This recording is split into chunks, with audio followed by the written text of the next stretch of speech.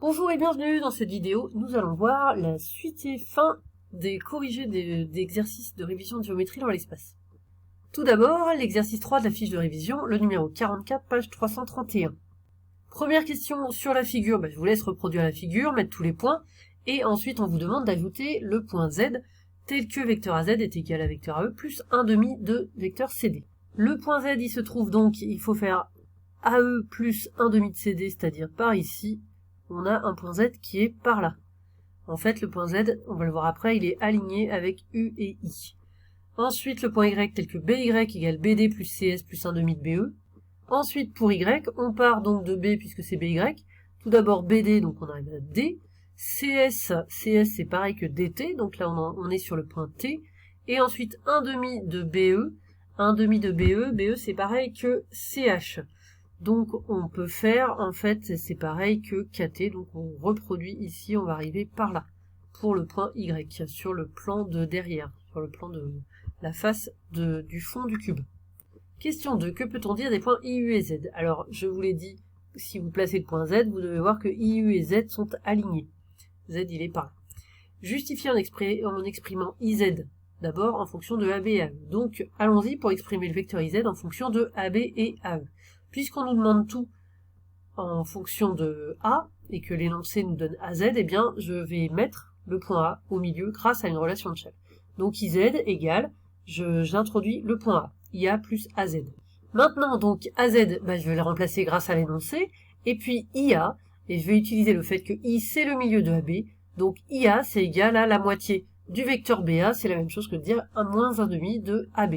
Donc, je remplace, ça donne donc IA, je remplace par moins 1/2 de AB, et puis AZ, je remplace par l'énoncé AZ plus 1/2 de CD. Alors j'oublie pas ce que je cherche, je vais exprimer en fonction de AB et AE. Donc j'ai déjà une partie qui me convient bien, j'ai AB et AE, par contre il reste à exprimer CD, en fonction de AB et AE. Et en fait CD, on voit bien que CD c'est moins le vecteur AB, donc je remplace CD par moins AB, ce qui donne donc moins 1/2 de AB plus AE, ça c'était déjà écrit. CD, je le remplace par moins AB. Donc j'ai moins 1/2 de AB, je peux mettre les deux moins 1/2 de AB ensemble, ce qui me donne moins AB. Et donc ça y est, j'ai donc bien exprimé le vecteur IZ en fonction de AB à E, ça donne moins AB plus AE. Maintenant, donc là j'ai déjà exprimé IZ, maintenant j'exprime IU en fonction de AB et AE. Alors pour IU donc c'est ici, c'est plus rapide. J'écris que IU avec une relation de Shell c'est égal à IA plus AU, et donc IA, j'ai déjà dit, c'est moins 1/2 de AB, et puis AU, AU, c'est tout simplement 1/2 de AE. Donc là, voilà, j'ai exprimé IU en fonction de AB et AE. Donc on a trouvé que IZ, c'est égal à moins AB plus AE, et IU, c'est moins 1/2 de AB plus 1/2 de AE. Et bien on constate que IU, c'est égal à la moitié de IZ. Donc, puisque IU est égal à 1/2 IZ, les vecteurs sont collinéaires, les points sont alignés.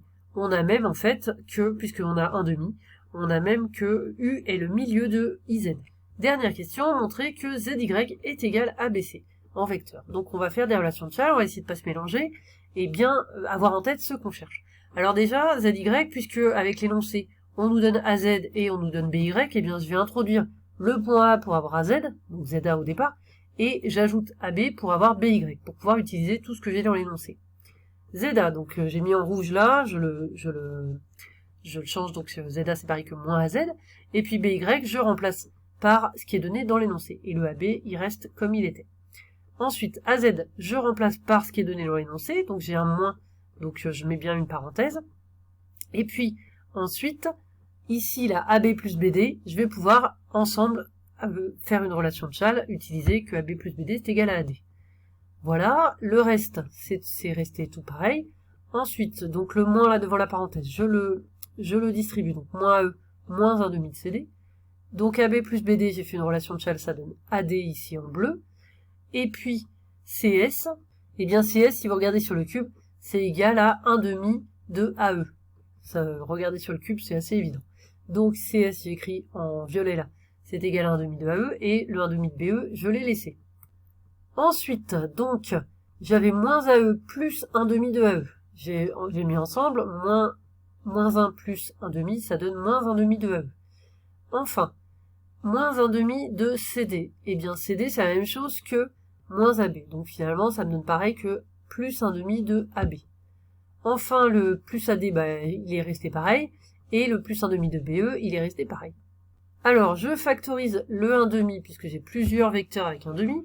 Donc j'ai moins AE plus AB plus BE que j'ai mis dans la parenthèse. Et puis le plus AD qui n'avait pas de 1,5, je l'ai laissé tout seul à la fin. Là, dans ma parenthèse, donc j'ai moins AE plus AB plus BE. Eh bien, AB plus BE, on peut faire une relation de Chasles, le B disparaît, ça donne plus AE, et finalement j'ai moins AE plus AE, ce qui donne le vecteur nul. Donc toute cette parenthèse, ça donne le vecteur nul. Donc finalement, j'obtiens ZY est égal à vecteur AD. Or, le vecteur AD, c'est égal au vecteur BC. Donc, j'obtiens bien ce que je cherchais. ZY égale BC, ça, on peut en déduire que ZBCY est un parallélogramme. Et passons maintenant au numéro 50, page 332. Donc j'ai ajouté des indications parce que sinon c'est quand même un petit peu difficile. L'énoncé, donc on a un pavé droit qui s'appelle pavé droit, PAVE DROI. Et puis on vous donne des points qui sont des milieux, M le milieu de DP, N le milieu de OV, S le milieu de PI et T le milieu de IA. Alors la première question, c'est de démontrer que les trois vecteurs MN, PA et IR sont coplanaires, et pour ça, comme indication, vous pouvez le faire autrement, mais en tout cas, moi je vous propose de démontrer que MN est égal à PV, et que IR est égal à VA plus PA, et donc d'en déduire cette relation qui vous permettra de conclure. Alors allons-y. Donc on sait que M et N sont les milieux des arêtes DP et OV, donc MN égale à PV, c'est assez évident avec le dessin. Les vecteurs sont égaux. Ensuite, IR, donc je vous propose de démontrer cette égalité. IR, donc IR, ici, c'est égal au vecteur EA, ça aussi c'est assez évident dans le pavé. Donc, et EA, on peut faire une relation de Chasles pour dire que c'est EV plus VA. Or, le vecteur EV, c'est le même que le vecteur PA. Donc, ce qui permet de démontrer la deuxième égalité que je vous proposais de démontrer. Grâce à ces deux égalités, quand on fait MN plus IR, donc ça donne PV plus VA plus PA, donc PV plus, oui, ils sont pas dans le même ordre, mais voilà, c'est la même chose, PV plus PA plus VA. Donc, j'ai écrit dans l'autre sens, enfin j'ai échangé ces deux-là juste, PV plus VA plus PA, pour mieux voir la relation de Chasles qu'on peut faire, PV plus VA, ça nous donne, le V disparaît, ça donne PA. Donc finalement, PA plus PA, ça fait 2 PA. Donc ça, cette égalité, ça permet d'avoir donc une égalité entre les trois vecteurs, et donc d'écrire qu'il y en a un qui est égal à un certain nombre de fois les deux autres, et ça, c'est la propriété qui permet de démontrer que trois vecteurs sont coplanaires. Donc une fois qu'on a une égalité de ce type, eh bien, ça nous prouve que les trois vecteurs sont coplanaires, ce qui était la question posée. Et on arrive à la deuxième question de cet exercice, qui était de démontrer que les vecteurs, cette fois-ci MN, ST et EA, sont coplanaires. Et pour ça, je vous propose de démontrer cette égalité. Donc, on reprend, EA, c'est égal à IR. Or, premièrement, donc on avait démontré que MN plus IR, c'est égal à 2PA. Donc, MN plus EA, c'est pareil que MN plus IR. Donc, MN plus EA, c'est égal à 2PA. Ça, c'est grâce au premièrement. Nous, on veut pas 2PA, on veut 4ST. Mais on voit ici que ST, en fait, si vous regardez sur le dessin, c'est égal à la moitié de PA. Donc ça, pour le prouver, soit, on peut peut-être le dire directement quand même par rapport au dessin, mais sinon, vous voyez dans le triangle IPA, eh bien en fait, ST sont les milieux des deux côtés. Et donc, avec le théorème des milieux ou le théorème de Thalès, puisque ST sont les milieux, eh bien, le vecteur ST est égal à la moitié du vecteur PA. Donc, ce que j'ai mis ici, ST est égal à 1,5 de PA. Donc finalement, puisque ST c'est la moitié de PA, PA c'est 2 fois ST, en passant le 1,5 de l'autre côté. Donc PA égale 2 ST, donc puisque MN plus EA est égal à 2 PA, ça fait 2 fois 2 ST, donc 4 ST finalement. Et donc MN est égal à 4 ST moins EA, donc ça c'est comme au premièrement, puisqu'on a une relation entre les trois vecteurs, on a MN égal à un certain nombre de fois les deux autres, et bien les vecteurs sont coplanaires. Et pour finir, le numéro 62, page 334. On a cette figure, donc un tétraèdre ABCD, I et J, les milieux des côtés AB et AD, et puis K et L, ils sont aux 3/4 des côtés BC et DC. Alors là, j'ai pas mis la première question, elle consiste à utiliser un logiciel de géométrie dynamique, donc sans le faire, mais la question c'est quand même aussi d'émettre une conjecture sur les droites IK, AC et JL. En fait, si vous faites le dessin, vous pouvez, en traçant ces droites, voir qu'elles semblent être séquentes au même point, c'est-à-dire être concurrentes en un même point. C'est ça que nous allons démontrer. Question 2. Montrer que les vecteurs IJ et KL sont collinaires, puis en déduire que les points IJ, KL sont coplanaires. Pour ça, on va faire plusieurs étapes. En fait, I et J, comme ils sont sur le triangle ABD, il va falloir passer par BD. En effet, AI c'est égal à 1,5 de AB, AJ c'est égal à 1,5 de AD en vecteur. Donc d'après le théorème de Thalès, eh bien, vecteur IJ est égal à 1,5 de BD. Je vous rappelle qu'on peut le dire directement d'après le théorème de Thalès sous forme vectorielle. Sinon, vous pouvez aussi utiliser cette façon ici avec la relation de Chasles. Vecteur IJ c'est égal à vecteur IA plus AJ, j'introduis le point A au milieu. Or, IA c'est 1,5 de BA puisque I c'est le milieu. AJ c'est 1,5 de AD puisque J c'est le milieu. Ensuite, on peut mettre en facteur 1,5, donc on a BA plus AD, et là, on refait une relation de Chasles pour obtenir 1,5 de BD, donc ce qui nous donne bien le même résultat. De la même façon, on va refaire un peu le même genre de choses dans le triangle CBD, puisque CK c'est égal à 1/4 de CB, puisque K est au 3/4, de l'autre côté il est au 1/4. Même chose, CL est égal à 1/4 de CD, donc d'après le théorème de Thalès, eh bien KL est égal à 1/4 de BD. Même chose, hein, on peut aussi le faire comme j'avais fait juste avant, en faisant aussi KL est égal à KC plus CL et en utilisant ces relations et en refaisant une relation de Chasles. Donc on arrive à ce résultat, KL est égal à 1/4 de BD. Puisqu'on a trouvé que IJ c'est 1,5 de BD et KL c'est 1/4, eh bien on en déduit que IJ c'est 2 fois KL. Donc on a bien les deux vecteurs qui sont collinéaires puisqu'on a une relation entre les deux.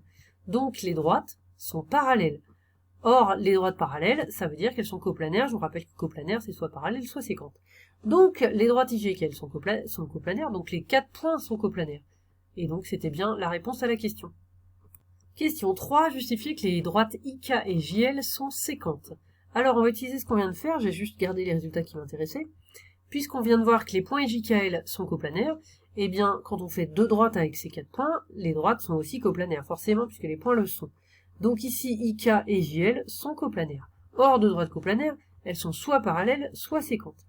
Or, ces droites-là, c'est assez évident qu'elles ne sont pas, IK et JL, qu'elles ne sont pas parallèles parce que I et J sont au milieu de ABAD, par contre, K et L ne sont pas au milieu. Donc comme elles ne sont pas parallèles, puisque coplanaire c'est soit parallèle, soit séquente, eh bien, elles sont forcément séquentes. Donc elles sont séquentes en un point que j'appelle X.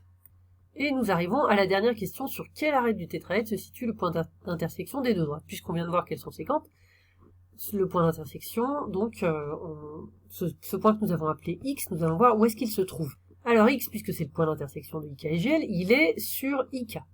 Or, IK, cette droite, elle est dans le plan ABC. Donc, le point X, puisqu'il est sur une droite qui est dans le plan ABC, le point X, il est lui-même dans le plan ABC. De la même façon, X, il est sur la deuxième droite JL. JL, cette droite, elle est dans le plan ACD, sur le côté. Donc, comme X est dans la droite JL qui est dans le plan ACD, X est aussi dans le plan ACD. Ainsi, X est dans le plan ABC et aussi dans le plan ACD. Donc, comme il est dans les deux plans, il est dans l'intersection des deux plans. Donc, il est sur la droite d'intersection, parce que l'intersection des deux plans, c'est une droite, c'est la droite AC. L'intersection des deux plans ABC et ACD, de façon assez évidente, c'est la droite AC. Donc, puisque X est dans les deux plans, il est dans l'intersection, donc il est sur cette droite AC. Et donc, finalement, ce point X, qui était point d'intersection de IK et JL, il est aussi sur la droite AC, ce qui prouve bien que les trois droites, elles sont séquentes en un même point, c'est ce qu'on appelle concurrentes, en un même point que j'ai appelé X dans cet exercice. Et c'est terminé!